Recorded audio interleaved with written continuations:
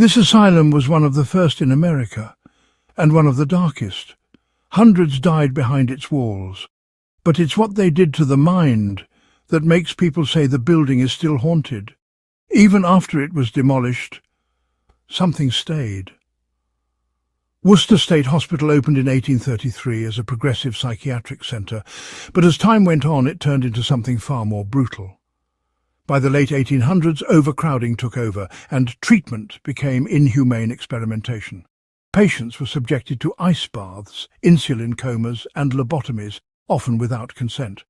One room, known only as Ward X, was used for violent cases where patients were reportedly locked up for months without light.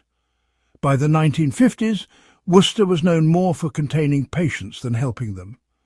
People were sent there for everything from depression to post-traumatic stress disorder, and often never left.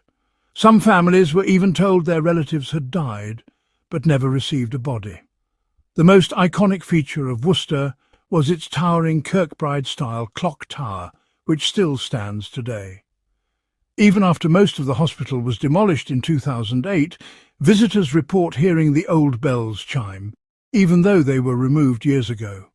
Security guards patrolling the grounds report flickering lights, whispers, and seeing a woman in a hospital gown standing in the tower window, where no one has access.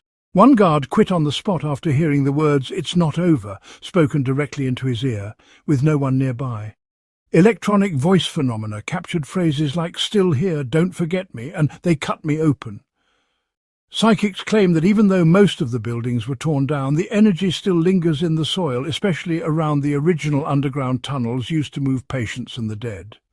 Some believe these tunnels created a network of trapped spirits, looping the trauma endlessly.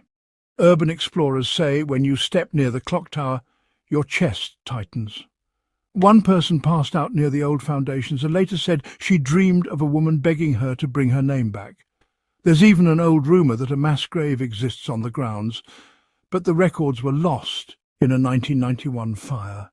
So if Worcester's buildings are gone, why do people still hear screaming near the clock tower?